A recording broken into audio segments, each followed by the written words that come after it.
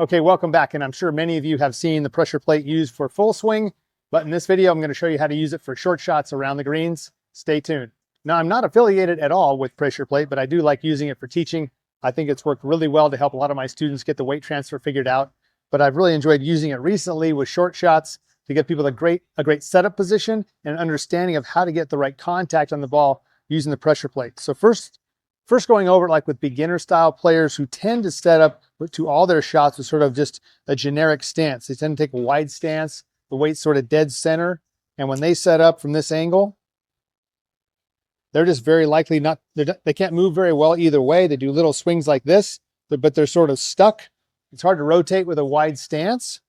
And it's very easy for the club to bottom out back behind the ball and sort of roll it along the ground, having bad contact. So they might have a short swing. They might have even a sort of pendulum style, but they're probably still mishitting a lot of shots because once again, the weight's in the middle, but that tends to bottom out back behind the ball too far for most players and hit thin shots. I'd say for the majority of people doing it wrong though, they tend to be the players who would hop on this thing and literally have that weight on this back foot, propping up the front of the board to go up in the air this way. They might have a narrow stance, which is of course great for chipping, but with a narrow stance and the weight on the back foot, there's something going to be bottoming out back here behind the ball and then coming up and hitting it on the rise.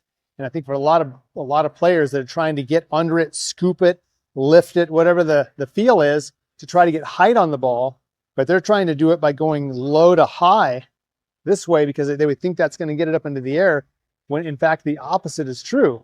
So as they try to go low to high, they are low back here and they either hit it fat and just chunk it into the ground, or it misses the ground barely here and then it's on the rise and just hits the ball on the top and then rolls it or sculls it over the green.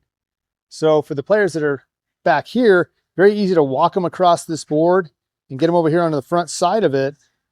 And now the backside props up and now we get into a great position for chipping for a lot of good reasons. Not just the fact that your weight is on your left side, but several other reasons because of the weight being on your left side. So one of them being your spine angle is now going to lean more to the left or forward instead of leaning backward. And when my spine leans forward, my shoulders tilt more this direction instead of this direction.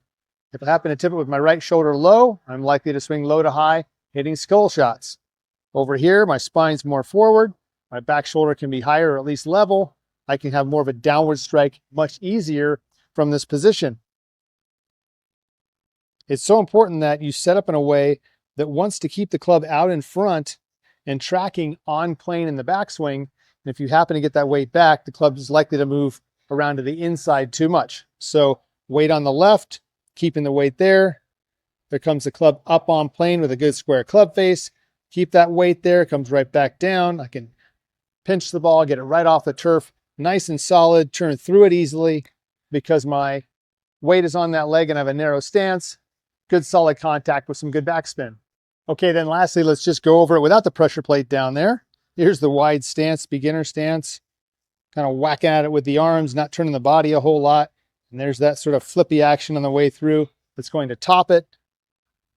Then here's the player who's played for a while, but they've got the feet together, but now they got the weight back, spine back, shoulders tilted this way, head is back, and they're going to hit back in this area behind the ball, or hit it on the rise and just top that ball all day long, or blade it over the green, and then walk across the green and scull it again. And for the players who are getting good at chipping, they got the right technique. Now they got those feet close together.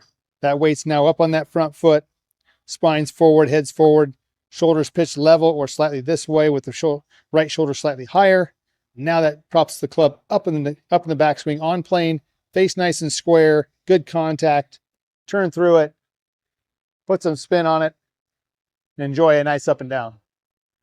Okay, I hope you enjoyed this video on how to use the pressure plate for the short game, not just for the full swing, and then obviously how to transition and move that into your shots without the pressure plate on the ground. If you enjoyed the video, please consider subscribing, hit the like button. Thanks again for watching, and we'll see you in the next video.